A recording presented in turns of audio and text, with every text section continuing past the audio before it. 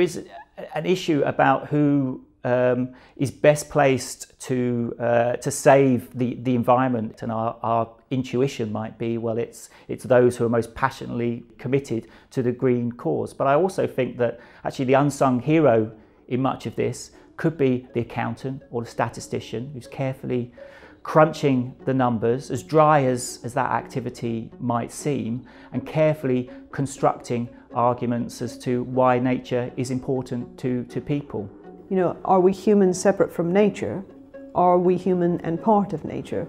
Is the city completely separate from nature, or is it also part of nature? And I think it's really important to actually have a far more integrated view of ourselves and nature, and the nature around us, and cities and the nature around the city itself. My name is Giles Atkinson, and my research is on measuring sustainable development and indicators of natural capital.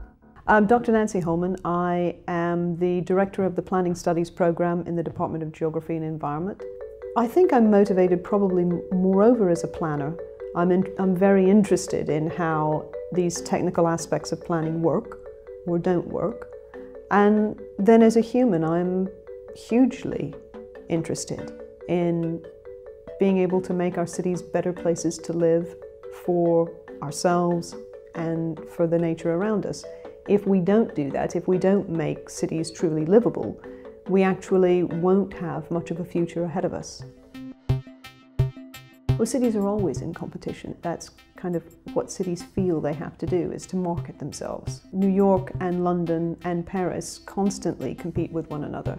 Cities are in competition to bring in capital from outside, businesses, residents, to be the greenest, most friendly, who's going to get the Olympics. You know, there are billions of city kind of indicator sets out there.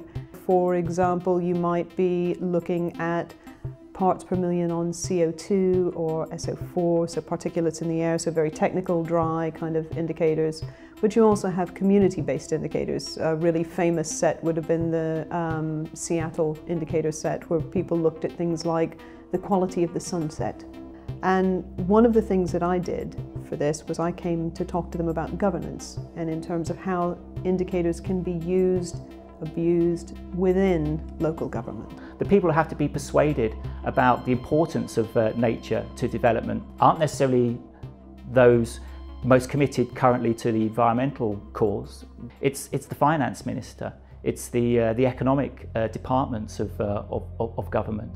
They're going to be most persuaded by these arguments with regards to natural capital and the benefits that are provided to people, the boost that you might give to the economy or people's general quality of life. We have had national accounts in countries routinely compiled for many years with GDP or gross domestic product as the preeminent indicator there. Now, for almost as many years as we've had that indicator, we've had critiques of that number, you know, whether it tells us sufficiently about people's quality of life, what it reflects in what's measured there and what it does not.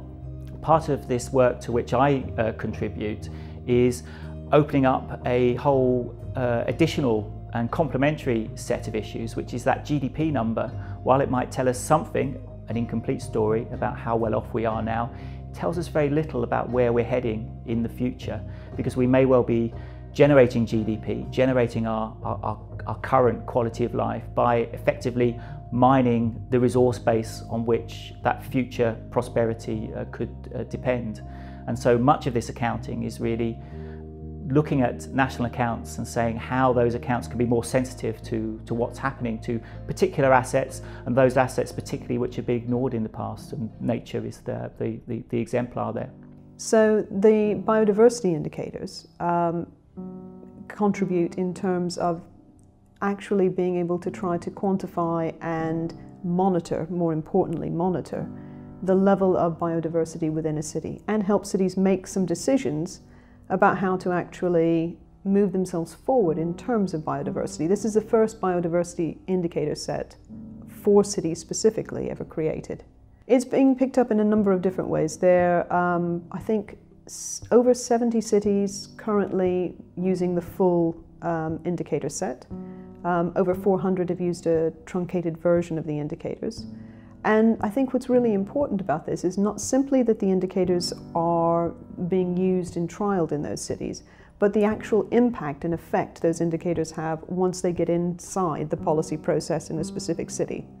So what you'll see, for example, in Lisbon, where they trialed a truncated version of the indicator set, the action of actually going out and trying to make the measurements, the action of actually going out and collecting the data, got the city officials and the various departments that they were working with thinking about the issue of biodiversity far more strongly, far more seriously. And they actually, on the back of using the indicator set, began making biodiversity planning tools available. They actually began making biodiversity plans for their city.